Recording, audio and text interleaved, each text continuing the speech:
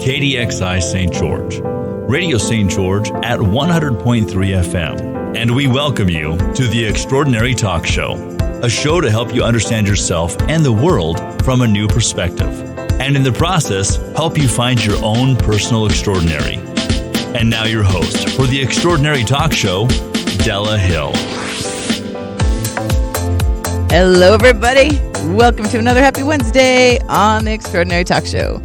I am your host, Della Hill, and I have been meeting up with you guys here on The Extraordinary Talk Show for a few years now, which I don't know about you guys, but I've been enjoying. And in fact, I hope some of you guys have been enjoying this along the road with me, but coming in here and sitting down to share my thoughts with whoever is interested in listening to them has caused me to put a lot of my thoughts into order that I might not have put them in otherwise. And I've had a lot of personal growth through that. So thank you to those of you who are out there who are interested, who your interest is enough to keep bringing me back. But also, I hope I would keep doing it, or at least thinking these thoughts, just for me anyway, because of the growth I've gotten out of it. Because really, like I tell you guys every time, this is stuff that I have learned. These are thoughts that I've put together and things that I've figured out, that these things work for me. But just because they work for me doesn't mean that they work for everybody. And sometimes I'll share thoughts with you that I've considered and maybe taken a piece from, but I haven't taken the whole thing. And I don't expect you to either. I do not expect you to believe a word that I say just because I say it. And please don't do a single thing that I do just because I do it. If, however, something that I say strikes a chord of truth within you, or rings a bell of curiosity within you, please follow those things. That's your inner person, inner being telling you that there's truth there for you. And it may not be in exactly the same form and application of what I took. In fact, I hope it's not, because I hope that you take whatever I give you and turn it into your own thing. Because, like always, I am not here to tell you what to think, but I am here to try to get you to think for yourself. With that being said, let's jump into this week's show. And today I want to remind you about a secret power that you have. It's a secret power you've always had. And the reason that you don't use it, one of the reasons you don't use it is because you don't know how powerful it is. There's a lot of things, I think, the more I study this, and I found more than this one, there's a lot of magic that humans have lost over the centuries and millennia. There are understandings of what plants worked for what, and so many different things along the centuries and millennia of human being that some people have figured out some things, and then even the ones that figured it out, over time, those things have been forgotten or lost in some way. And as simple as this thing is that I'm about to tell you, I hope that you'll consider what I have to say, because this might be the thing that changes everything for you. And are you ready for a thing, for the thing? The idea of which, the knowing of which, might change everything for you. I want to tell you today the magic that you hold, the power that you have by asking for help. The simplicity is part of what makes you not believe in it. Because it can't be that easy in your mind, right? Everybody told you that. Everybody else always told you it can't be that easy. Everybody always told you if it sounds too good to be true, it probably is. But just like I don't ever tell you what to do, one thing I'm going to tell you is that the best study is a self-study. So the best way to try anything, to believe or disbelieve, to give full application to anything that I tell you, is to create a self-study and apply these things as an experiment in your life and find out what happens. And along that line, I would challenge you. I'm not going to tell you what to do, and you can accept or refuse the challenge. But I challenge you to ask for help more in your daily life and see what happens. I think one reason that we don't ask for help is because we are shamed into not asking for help. Can you remember a time when you were a kid that you tried to ask for help? Maybe you tugged on the back of your mom's shirt, or maybe you yelled out, "Help!" And somebody told you, "Hush." Someone bashed on your little childhood hopeful head in asking for help and made you believe that you wouldn't get it. And I'm sorry that that happened to you.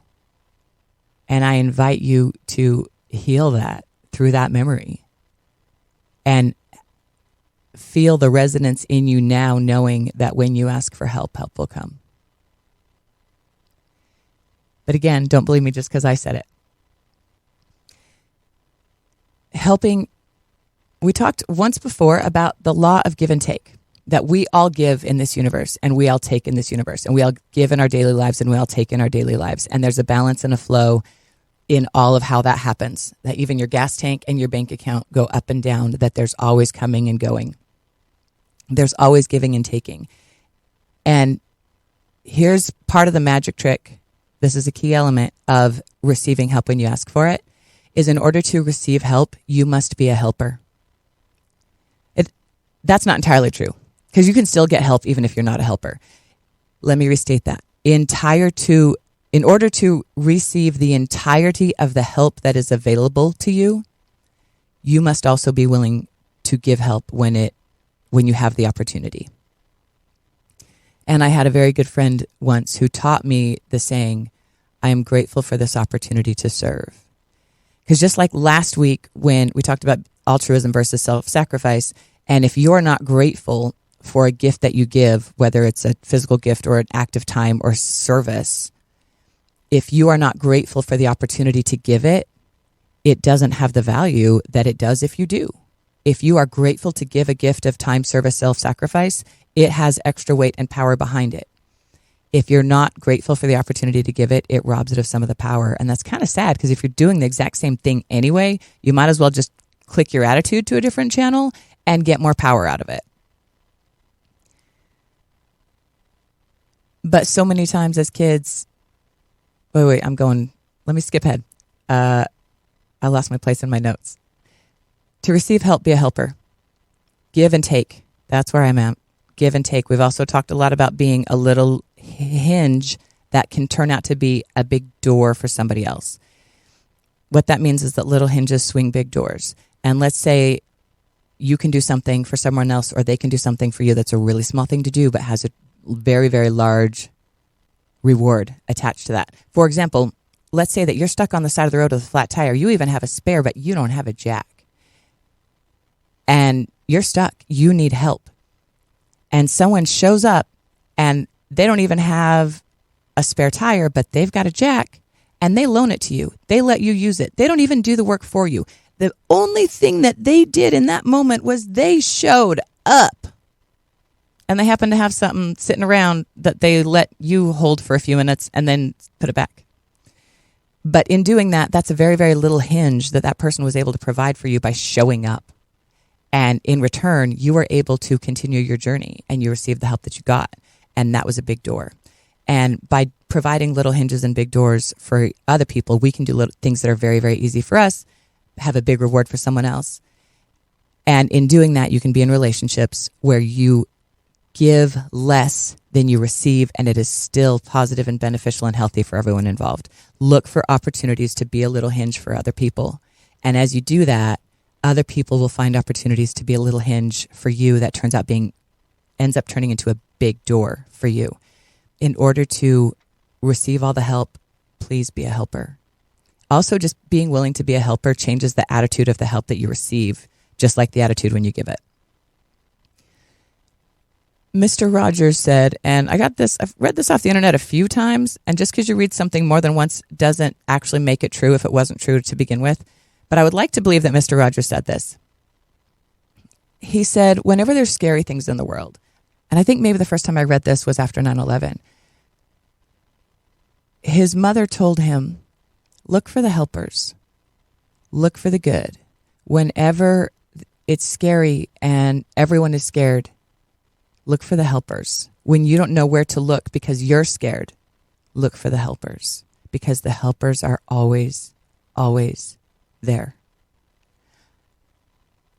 I want you to think about for a minute, if you're willing to, when did you need help and it showed up? Help can show up in a lot of different ways. It can show up with somebody on the side of the road. I actually had the opportunity to do that yesterday, that there was a car accident and the paramedics hadn't arrived yet. And due to some synchronicities of me forgetting to leave my keys at work, I had to make a second trip past that intersection, and I was able to provide my small amount of assistance. Basically, all I did was show up. But in doing that, that was able to be a big door, I think, for someone else. And it made me feel really special in that I had recognized the nudges that led me to be able to have that opportunity. I'm very grateful for that, which is why I'm sharing it with you. Let me clarify this. You have a right to ask for help. Don't let anyone tell you that you can't ask for help or that for any reason you don't deserve it. You have a right to ask for help by virtue of being who you are in this universe. You have a right to ask for help. You have the power of God inside of you, just like Jesus did and just like he talked about. And as such, you have access to the greatest help you could ever imagine, and then some, just by nature of being who you are. Never doubt that you deserve or have a right to receive help. By virtue of who you are, you have value, you have worth, you are significant, you are divine, and you have a right to ask for help. Now, who do you ask for help? Let's go there. Because when I say ask for help, who do you think of? Who do you think about asking for help? And probably that's going to relate to the problems that you have in your life and the things that you feel like you could use some help on. So you might be thinking about the people around you. And that might be a reason why you don't want to ask for help, is because you don't want to trouble or inconvenience or weigh upon the people around you. And just because of what I explained a minute ago, that there's a law of give and take in the universe, and that there's big doors and little hinges, that you can do a little thing or they can do a little thing that ends up being a big reward for someone else, and receive help by being a helper. If you think that you don't deserve help, look around at all the help you give, because even if you think that you're not a helper, I bet you are. And I bet if you think about it, you'll think of some things that you did that were helpful to somebody else. And you might think, well, that was just a little thing. It was nothing. It was nothing for me to do that. It was not a big deal at all. Yeah, that's why it's a little hinge. But whatever it was gave a reward of a big door for them. And because you were able to provide a service, and isn't it even better that you didn't have to do much to provide a big reward for somebody else? That's awesome. You can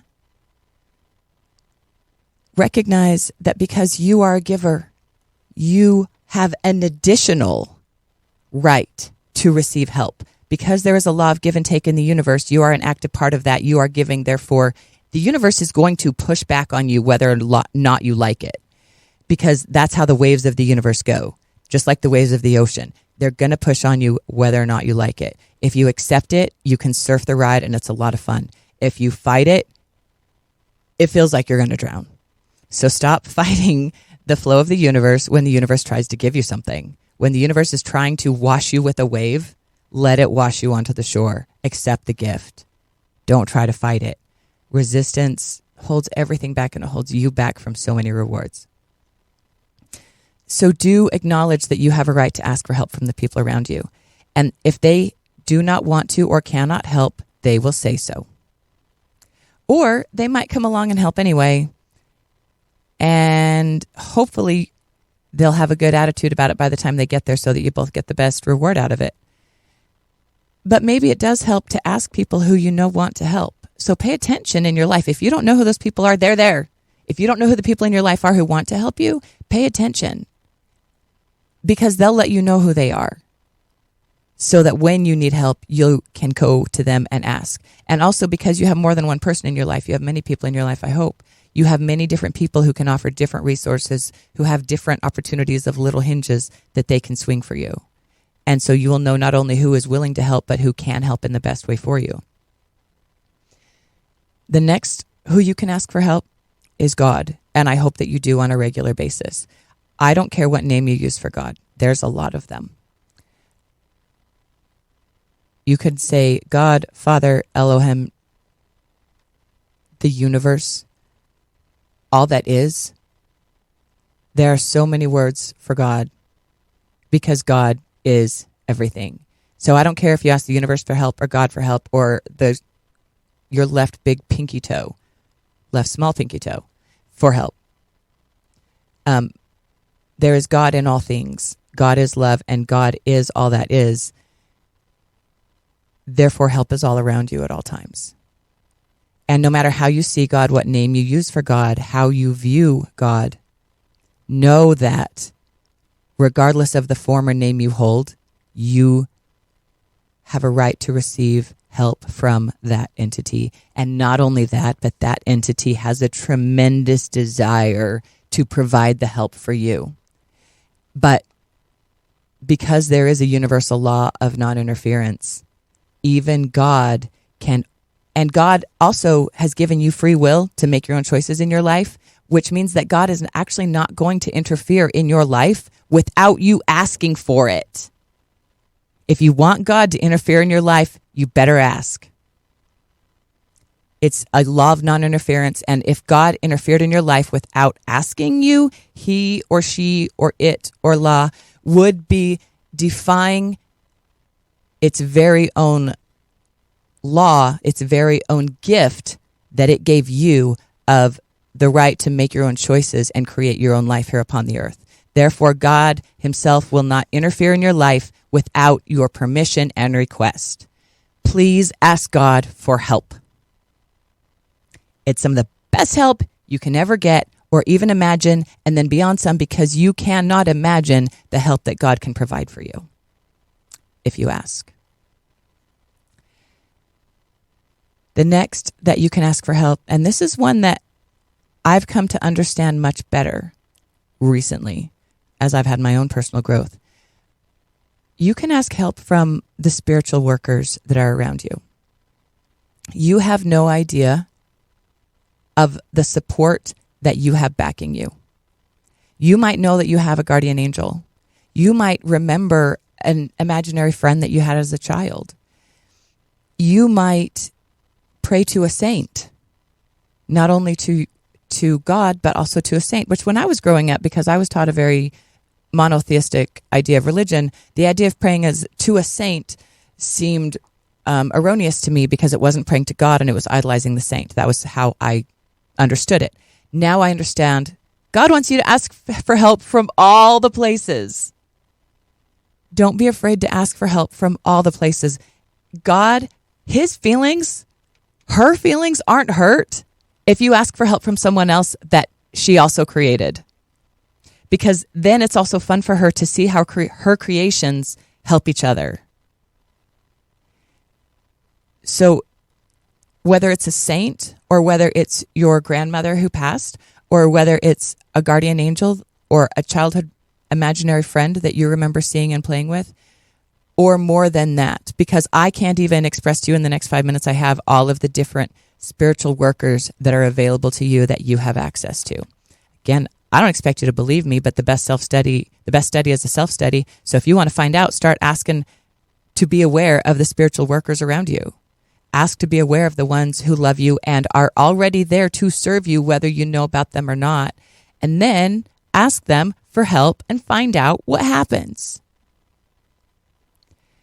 Guys, I know that I have personal guides, and you can use whatever name you want. And some people define their differences between angels, guards, guardians, guardian angels, guides, etc. And they all have a kind of different purpose. And sometimes you can't even put them in a category because the purpose that they serve to you is very unique to them and you. And that is the relationship that you have with them, that nobody else actually has that kind of angel guide relationship, so that you don't even have a name for it. Through my work as a regressive hypnotherapist, as well as my work as a hospice nurse, I have become very aware, not even as aware as I hope to be, but far more aware than I used to be of the spiritual workers that surround us. I have become far more aware of my own personal guides and support system, the angels that follow me around, as I have become more aware of the angels that follow others around. Just like as a hospice nurse, I've had many opportunities when I've walked into a room where my patient was, and I have had the clue that my patient was going to pass soon based on the volume of angels that I could feel in the room, that this many people had come to be present for my patient's transition. These are things that I didn't used to be aware of until the last few years, and it's through my work as a nurse that I've had those opportunities. And I've had other opportunities as my mind has been opened to be aware of the spiritual workers that are around us all the time. You have a right to ask them for help, and not only that, they can't help just like God. There's law of non-interference. They have to allow you to make your own choices and create your own life. So when you acknowledge them and when you ask for their help, they get so excited because that's what they're there for. That's literally their purpose, is to help you. And they're just waiting. It's like the very end of Labyrinth when they're on the other side of the mirror and they tell her, should you need us? Yes.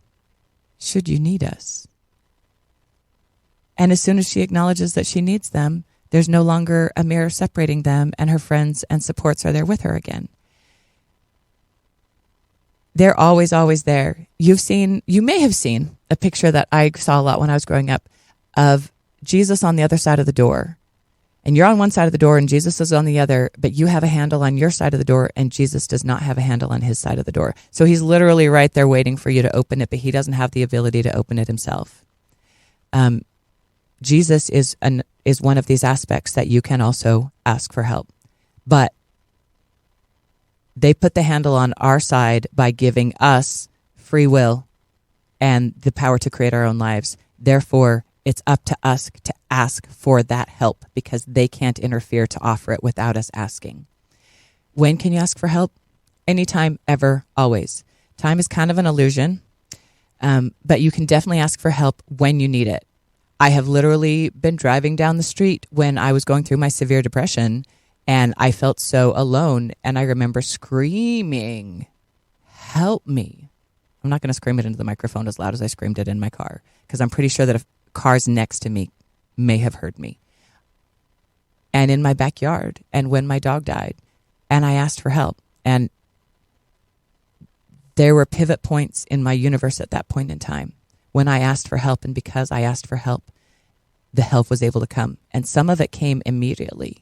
Some of it came within minutes in different ways and forms. And some of it took longer for the energies that needed to coalesce and come together to provide me the manifestation of my help needed a little bit more time. But as soon as I started asking for help, the help came. And my life has gotten a whole lot better, and my smile has gotten a whole lot bigger, and I have become so much happier. There was a time when I was struggling to find, it wasn't that long ago, when I was struggling to find a reason to be alive. I've talked about this in my previous shows. And I asked for help, and help came. And I challenge you to do the same. I'm Della. It's the end of my show. I love you guys, and I'm planning on being back with you next Wednesday. Oh, don't forget, next Tuesday is 222 Tuesday, which is also my dad's 78th birthday, so I'm going to wear 2 tutus, and I think you should too. I'll see you next week. I love you.